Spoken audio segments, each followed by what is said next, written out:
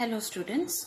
So now the topic that we discuss is, it's actually I have given the heading as matter, but the chapter actually is elements, compounds and mixtures. You all are aware of this chapter because you have studied in class 7 also. Now students, before I start off with anything, I have made a flow chart, as you can see, to make the concept very clear to you. What exactly do I mean by elements and from where does this concept of elements come up?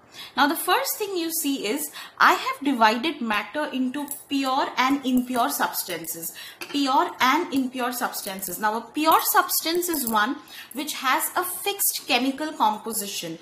Fixed chemical composition and fixed properties, whereas an impure substance or mixtures are ones that do not have any fixed composition or fixed properties. You have studied all this in class 7, so I don't think I need to go into too much details. Now, these pure substances can be further divided into elements and compounds. Further divided into elements and compounds.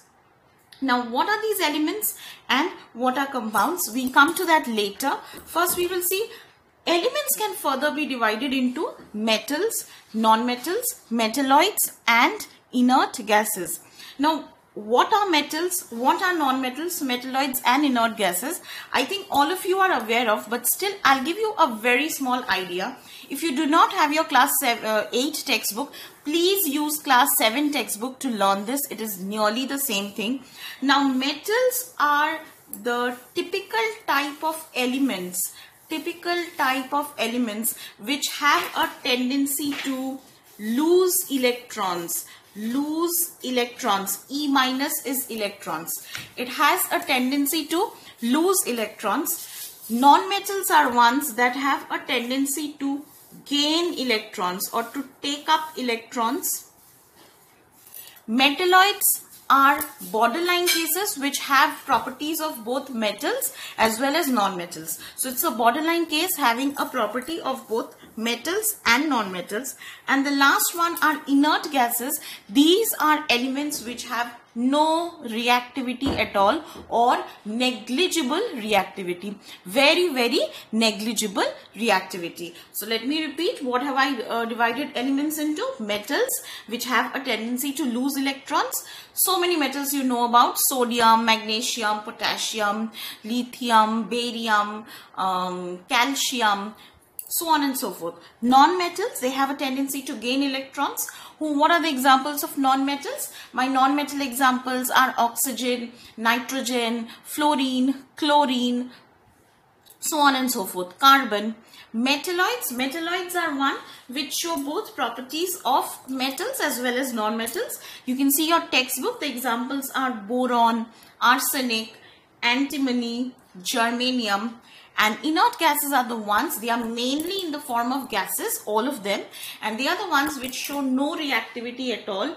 They do not react with other elements, and examples of inert gases include argon, krypton, neon, helium, etc.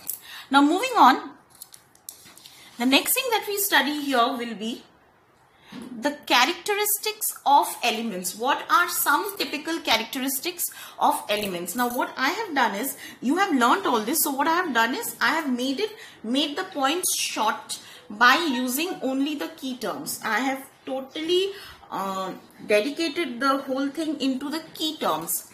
Now what are the keywords that we need to know?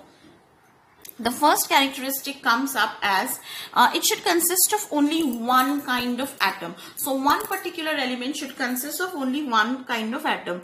Other elements will consist of their kind of atom.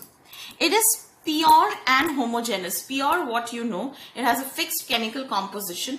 Homogeneous, I call it because even you have learned the word homogeneous and heterogeneous. Homogeneous, I call it because it has the same characteristic throughout. Fixed melting point and boiling point. Here MP and BP stands for melting point and boiling point. Cannot be broken into simpler substances. They are the simplest substance you have. They consist of atoms, and atoms cannot be broken down by normal reactions. Not possible to break down by normal reactions.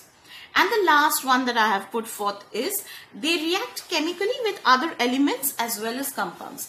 Please remember this, students, that a particular element can not just react with another element, it can also react with another compound to form some new substance. Definitely it will be a chemical change, not a physical change. It will be a chemical change, and you all are aware of what is a chemical change.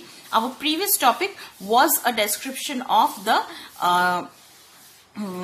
characteristics of physical and chemical changes. So I hope the concept of elements, types of elements, and the characteristics of elements is clear to you.